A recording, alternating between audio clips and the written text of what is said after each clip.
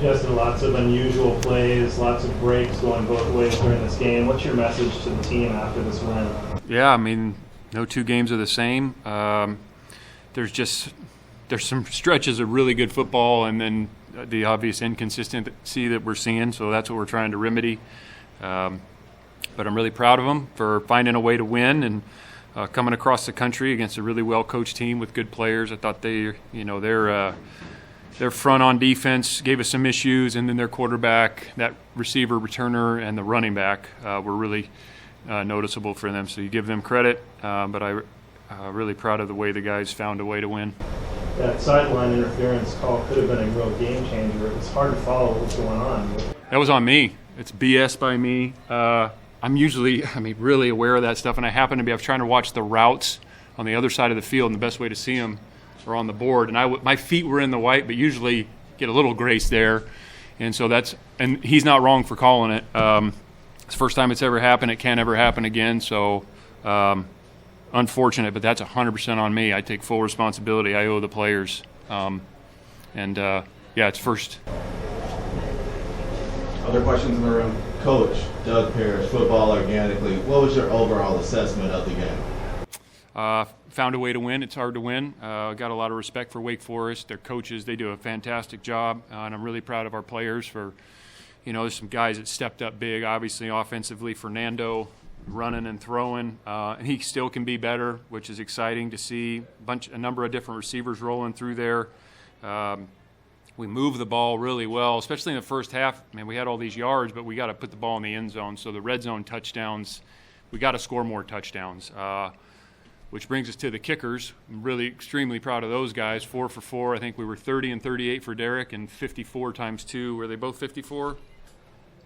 Yeah, I think both 54 for Ryan Coe, who's been through a lot, and man, those were big. And again, I think we said this last time, I'm really proud of them and excited for them and glad they made it. We just don't want to kick so many field goals.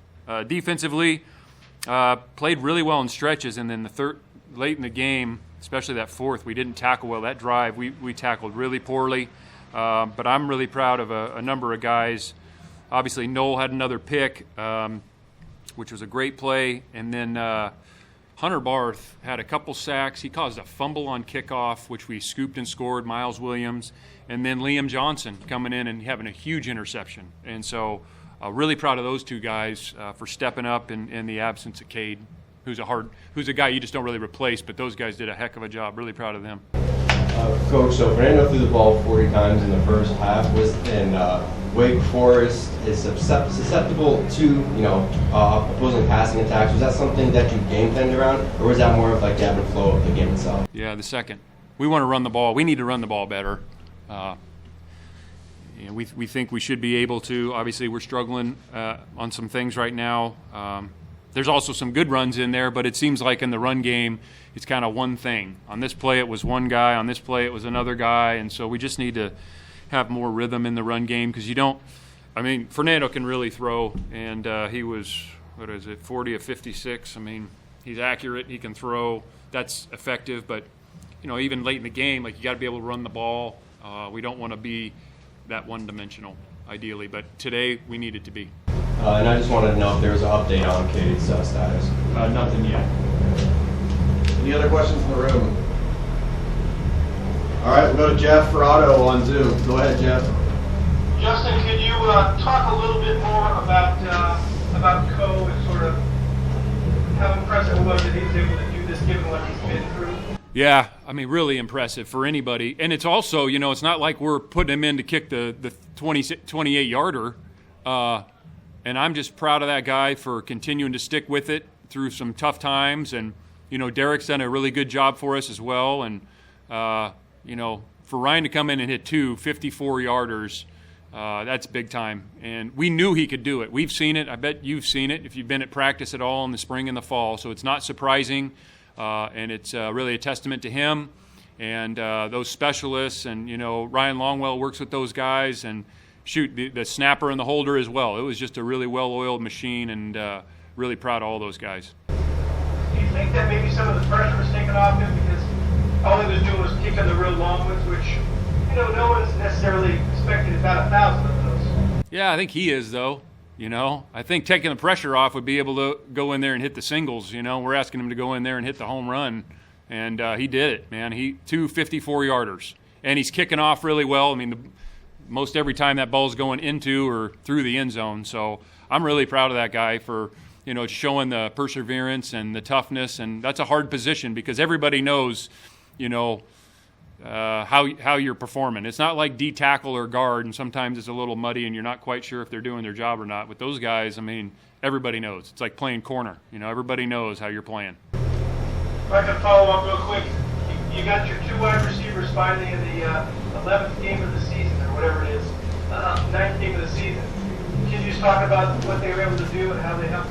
Yeah, I mean, you know, a little bit rusty having those for them. I mean, I haven't played in a couple months, but man, testament to their work ethic to get back on the field. They're both very competitive guys, and they're going to continue to get better and better the more they play because really they just started practicing this past week full time. So really impressed with them. Their mentality, return to play after, you know, missing. I mean, they've been out since mid-August, and so it's great having them back. And it'll be good to find some rhythm there at that receiver position. Obviously, Mikey had a really good day today, and Jordan King showed up, and Jack, you know, he catches the ball. So we had a couple uncharacteristic drops earlier in the game, which were costly on some, you know, key downs. So I think offensively it just feels like, man, you know, we put up points, but golly, it just feels like we're close to being, you know, really darn good.